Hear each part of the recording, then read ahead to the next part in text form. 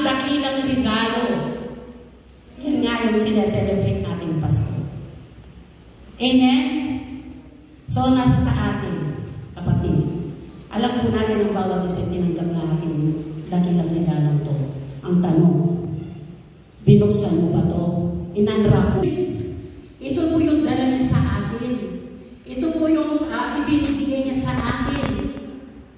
Number 1, binigyan ko po ng acronym ang gift. Ano po yung gift? G-I-F-T. O, siyempre, muna tayo sa G. O, ano po yung G? Grace of God. Yan. Ano po yung ibig sabihin ng grace? Sabi niya, ano yung ibig sabihin ng grace? Katubusan ng aking kasalanan. Bakit mo siya binigay sa akin? Amen? Kasalanan. Kaya nga po din ba sinabi ang biyaya ng ating Panginoon ay ano ba to? Hindi na. Amen? Tayo makasalanan, tayo nakakagawa ng mali. Tayo nung unang pagkatao natin, tayo ay ano ba to? Siguro makaiba yan na nangungupit. Jesus Christ bilang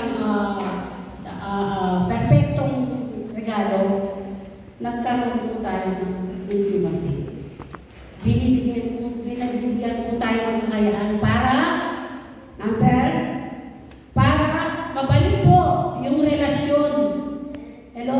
Di po ba meron kasi ng relasyon? Naalis po yung fellowship, yung personal fellowship natin kay Diyos the Father. Kaya po niya ibinigay yung regalo nito, mga kapatid, para maibalik tayo. Mabalik yung communication natin, yung relasyon natin sa ating Panginoon. Amen po ba? Sabi niya dun sa Romans 5:10-11, sabi nga. Kung ano man ang pinagdadaanan natin, huwag kang magagalala, nagmamalasakit siya, concerned siya sa atin. Kaibigan niya tayo, di ba pag kaibigan, tinutuwid niya? Di ba gano'n naman ang ating Panginoon, di ba? Nagtutuwid siya. Tinutuwid niya ang bawat nagagawa, nakikita niya na hindi kaya kaaya-aya. Amen? Kasi sabi niya, kung kaibigan mo, kailangan, huwag mo siyang konsundiin, huwag mong itolerate. Huwag mong itolerate yung mga ginagawa niyang mali. Bagkus, ituwid mo siya. Kasi mahal mo eh. Amen po ba? Ganun po yung ginagawa ng ating Panginoon sa buhay po natin. Amen? Kung tayo nagkakamali, tayo po ay kanyang tinutuwid. At saka, ang ating Panginoon, buhat maging kaibigan natin siya, pinoprovide niya lahat ng ating pangangailangan. Kailan ba nagkulang ang ating Panginoon? Especially this Christmas. Pila namin pumaldo, natawag ako ni Mayor, natatawag niya. So, He provides and He comforts and He encourages. Kapag tayo nalulungkot, kapag tayo ay balisang-balisa, siya yung unang dumadamay sa atin. Amen? Siya po yung nakakaalam kung ano ang pinagdadaanan natin. Kasi nga, walang nalilingid sa Kanya. Amen po ba? Amen? Lahat ng bagay ay alam ng ating Panginoon. Ano man ang mangyayari sa buhay po natin, ay alam niya. Masama man ito o mabuti, alam niya. Hello? Naniniwala po ba kayo? Kaya kung ngayong Pasko talagang walang-wala, okay lang. Meron ka namang Kristo. Amen? Meron ka namang Kristo. Yan ang simbolo ng Pasko. Amen po? Yun po, si Kristo po ang reason ng season nito. Amen? So sabi niya, kaya huwag kang magulimayahanan dahil kilala tayo ng ating Panginoon.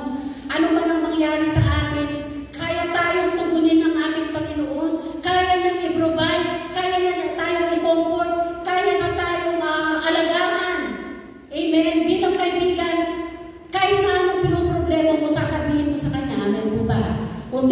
Sabi nga, ultimo nga ito po, balo na yan. Amen? Amen? Kaya, close po tayo, kaya alam lahat ng ating Panginoon. Kaya huwag kang mag-alala, kapatid. Bagamat nakakaranas ka, no, meron tayong pinagdadaanan ngayong Pasko o sa mga darating mga araw, huwag kang mag-alala. Kasama mo ang Diyos. Amen? Kaibigan mo ang ating Panginoon. Kaya, masama man yung nangyari, meron po mahalaga yung date. Ang mahalaga dito na merong isinilang na Kristo. Naprophesy po sa maraming taon, siguro 4,000 years o whatever. Ilang taon po na nahimik ang Bible after Malachi, New Testament. Yun po yung nangyari. Na kahit na matagal na panahon na propesya o nasabi na magaganap, maniwala ka. Tapat ang Panginoon. Di po ba?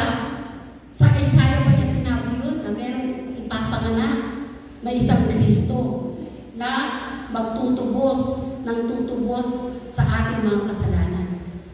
Sino po ba yung nainip? Nainip po ba yung mga ninuno natin, yung generation before? Nainip po ba? Hindi po sila nainip. Amen? Ganon din po ang nais ng ating Panginoon.